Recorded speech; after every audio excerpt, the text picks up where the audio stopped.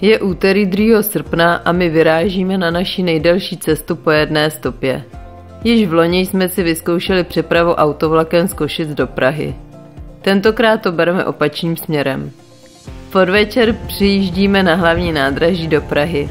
Bez jakýkoliv problémů parkujeme motorku na vagón a přicházíme do vestibulu čekat na odjezd. Dali jsme si večeři v potrefené huse a netrpělivě vyhlížíme na infotabuli, na jaký peron máme jít. Bohužel vlakem vůbec necestujeme a tak jsme málem odjeli na místo s Českými drahami Eurojetem. Ještě před odjezdem jsem řešil menší komplikaci z lístky. Koupil jsem lístky ne pro pár, ale pro 2 chlapy. Nakonec to prošlo a my ve středu ráno startujeme z Košic na naší cestu po Balkáně.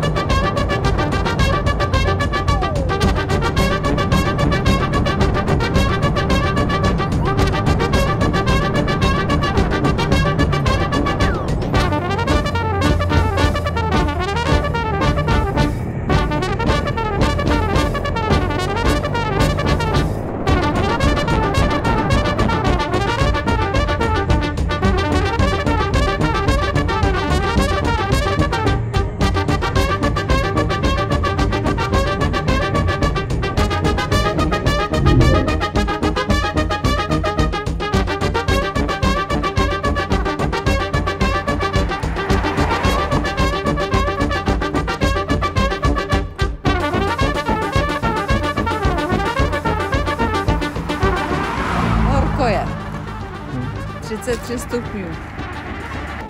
Přes Maďarsko to bereme nejkratší cestou na Šeget. Na hranicích předjíždíme dlouhou kolonu aut. Celníkovi se to moc nelíbilo, když jsem předjížděl, ale nakonec nás pouští a my jsme poprvé v životě v Srbsku. Srbsko je pro nás velkou neznámou. Plno informací o Srbsku nezní v Čechách úplně nejlépe a tak nevíme úplně, co čekat. Ještě v Maďarsku jsme si zabukovali apartmán v Irigu a tak to bereme po dálnici, abychom tam do západu slunce stihli dojet. Večer jsme poseděli v baru naproti. Chvíli popovídali s místním človíčkem a ráno pokračujeme dál na jih a kocháme se krajinou, která se postupně začíná stále více vlnit.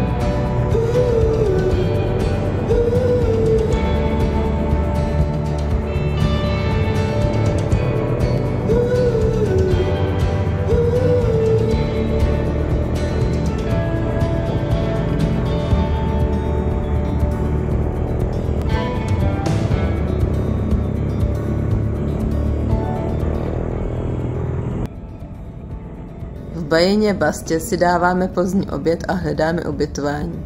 Zaujaly nás krásné chatičky u jezera a tak si je bez větší rozvahy zamlouváme. Když jsme však přijeli k jezeru Zaovinné, zjišťujeme, že se nachází u úplně jiného jezera, u jezera Vrutči. A tak se přesunujeme o 50 km blíže směrem k Úžici. I tady hledáme a nemůžeme najít. Naštěstí jsme potkali mlaďochy na čtyřkolce a ty nám ukazují, kudy pokračovat dál. Na konci asfaltky nás čekal nepříjemný sjezd po kamenité cestě.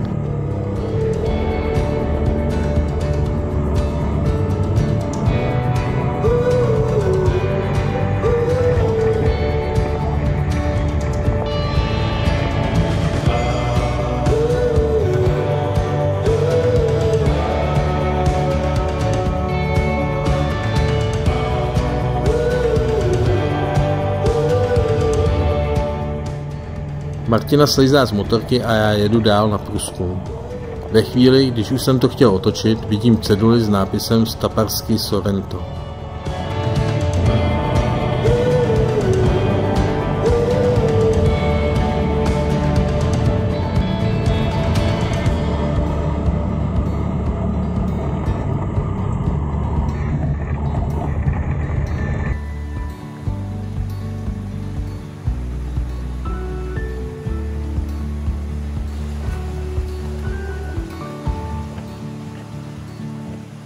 Proti mně už jde starší paní a ukazuje mi svoje hobití království.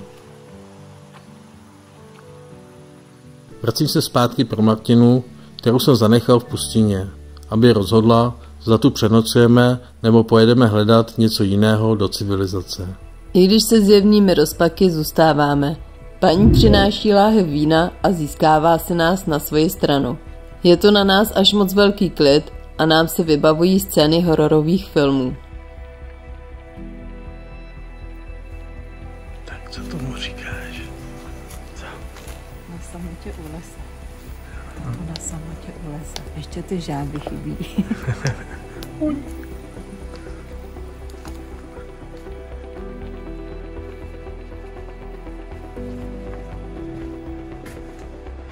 No, tak dneska budeme tady tomu hobitím příbytku trávit noc. Jinak je to tady úplně tajemný, tichý. Cesta sem vedla úplně hrozná. Že jsem cesta vedla úplně hrozná. Ukaž, co jsem našel cestu. Opět krásný hřebík. Jsem měl v gumě, snad neujde. Vyndal jsem to a snad to neujde.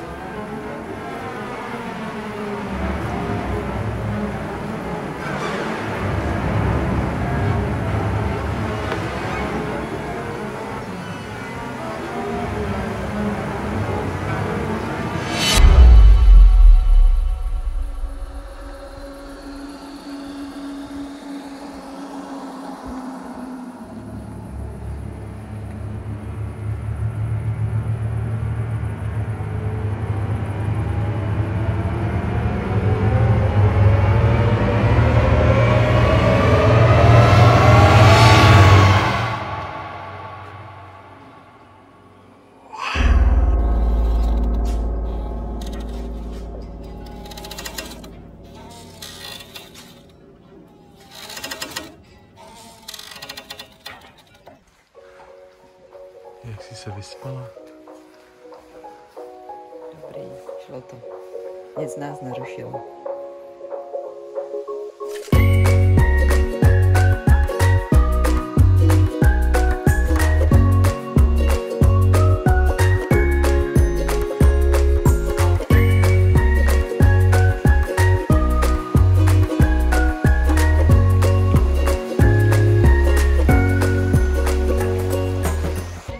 Ráno se nasnídáme, diskutujeme s paní nad mapou, kudy máme jet a kde se zastavit.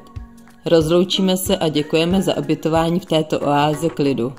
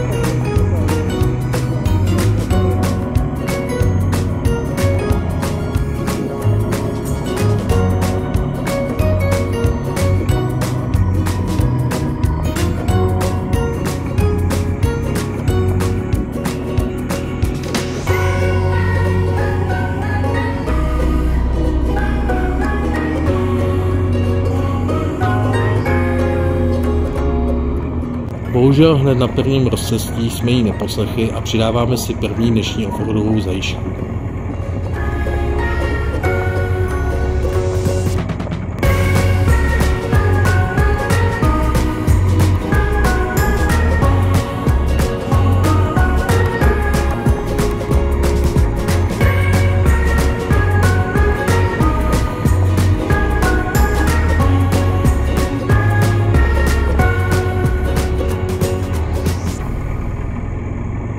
První zastávku děláme u pravoslavného kostela svaté mučednice Máří Magdalény.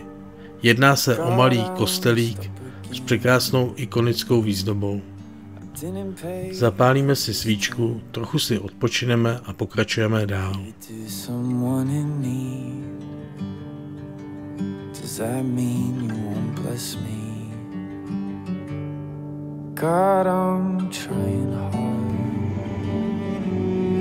Not to curse in my car, even when the traffic's bad. Did you ever get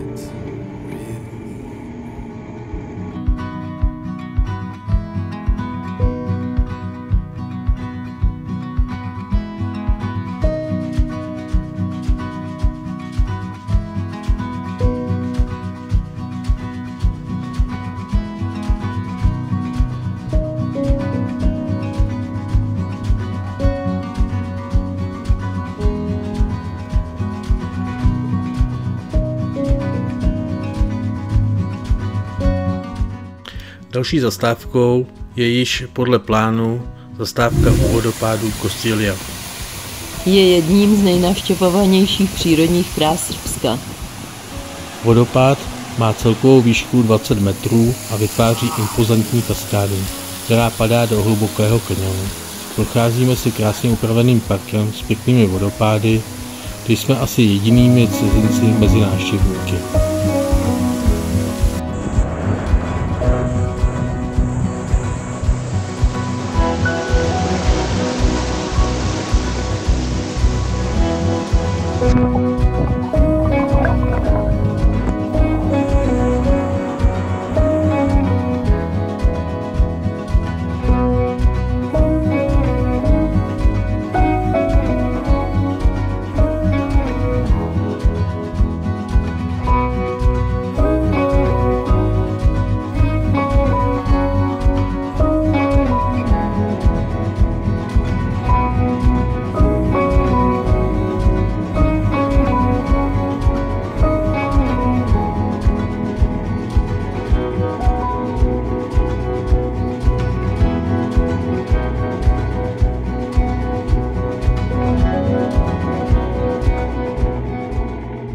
Od vodopádu stoupáme na vrcholy přírodního parku Zlatibor, kde na chvíli zastavujeme a kocháme se výhledy do srbské krajiny.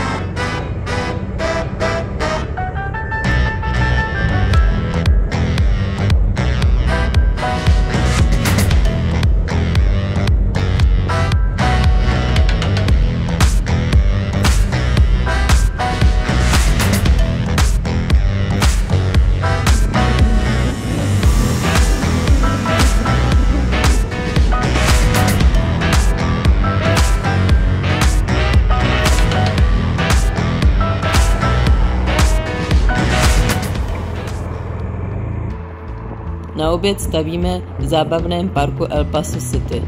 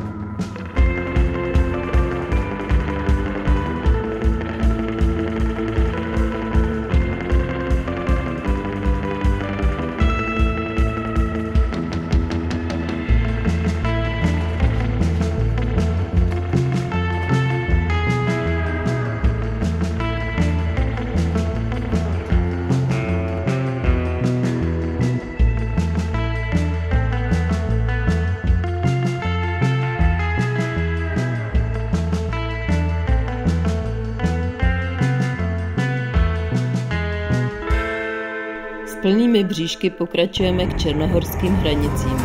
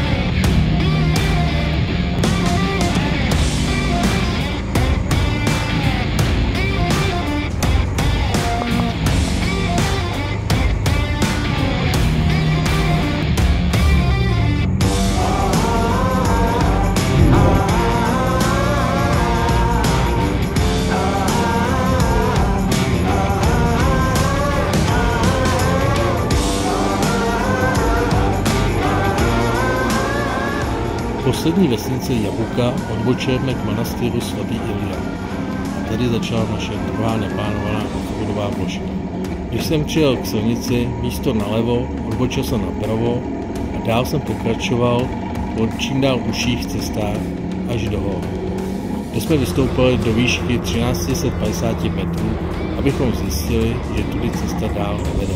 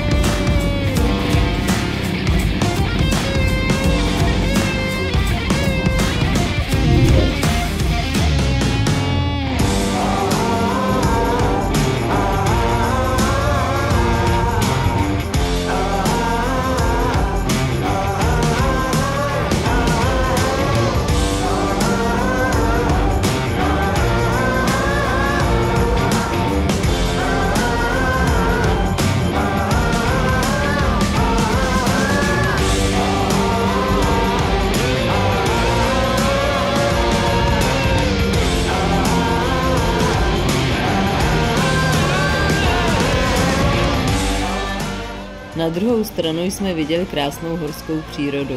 Přes Clearview míříme k Djurdjevičovu mostu na Taře, který je známý mezi raftaři. Přes řeku je také nataženo několik ziplinů.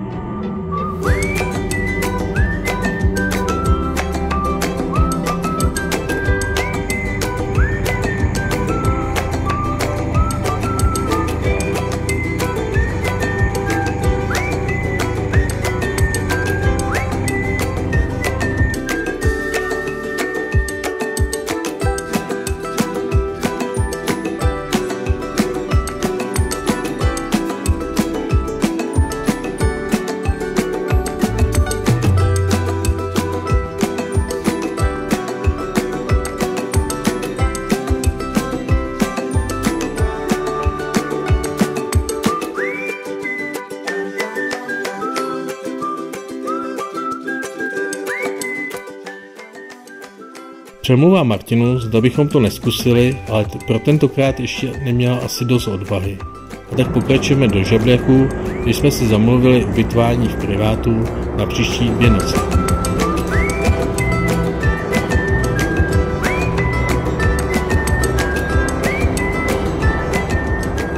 V příštím díle projedeme Černou horu od severu na jih, od východu na západ.